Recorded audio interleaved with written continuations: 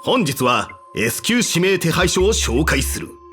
読み、女性、生年月日、現住所、出身世界不明。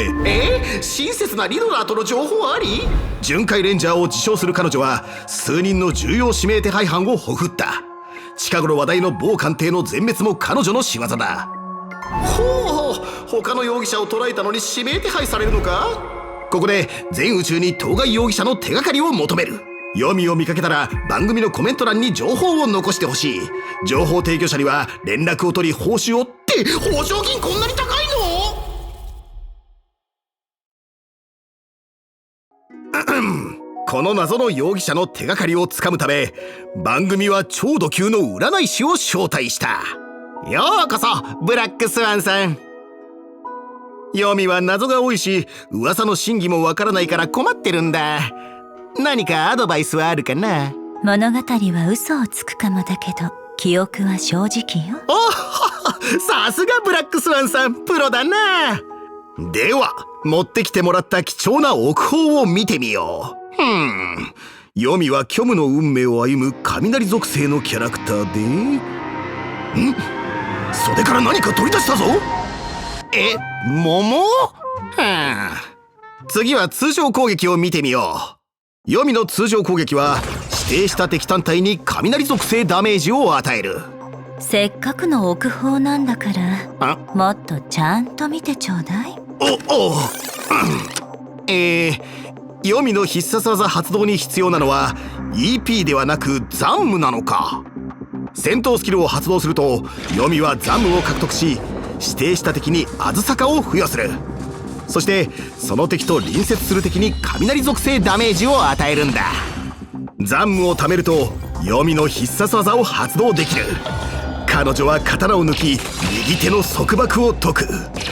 墨のように黒い雨が全てを奪い去り、世界には血の色しか残らない。なんて恐ろしい。彼女の記憶だけはことごとく色が褪せているのよね。それは頭が空っぽなのか、うまく己を隠しているかのどちらかだな。読みは必殺技の間に3回ターゲットを選択できる。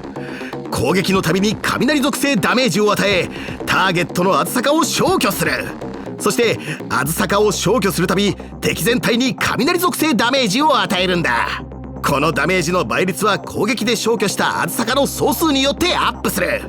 最後は刀を収め敵全体に雷属性ダメージを与え、全てのあずさかを消去するぞ。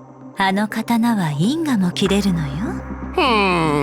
他の人と違って読みには大きな秘密がありそうだな。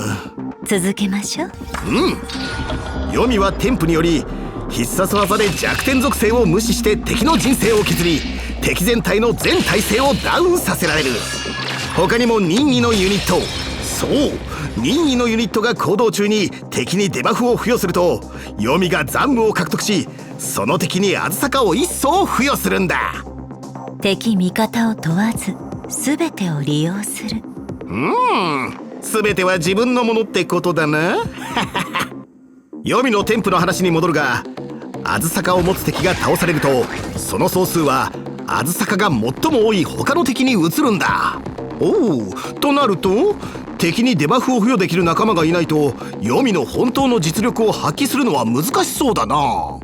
愛憎ははっきりしているけど基本は優しいわ。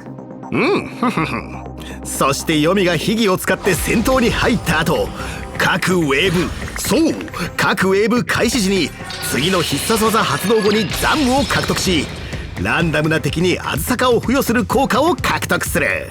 同時に敵全体に雷属性ダメージを与え、弱点属性を無視して人生を削るんだ。驚くべきは敵が通常エネミーの場合、戦闘に入らず敵を瞬殺してしまうことだな。敵に当たらなかった場合、秘技ポイントは消費されないぞ。彼女には独自のルールがあるように思えるな。一体どんな人なんだ？私は記憶をもたらすだけ。どう解釈するかはあなた次第よ。今日はリドラーみたいな発言が多いな。宇宙を行く読みはよくトラブルに巻き込まれる。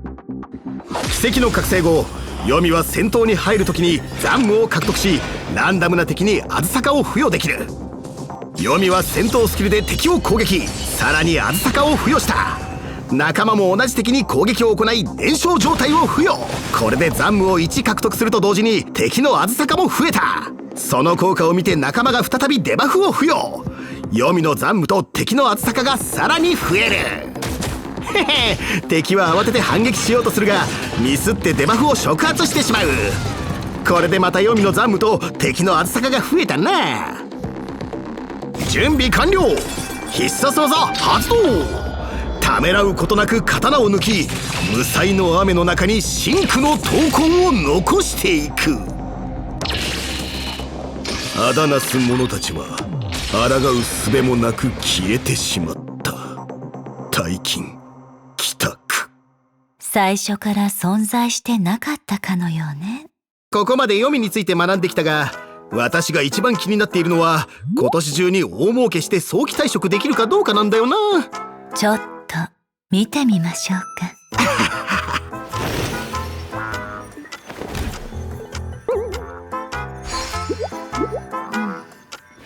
あなたの質問だけど、今すぐ眠りについた方がいいわ。夢の中なら何でもあるから。誰か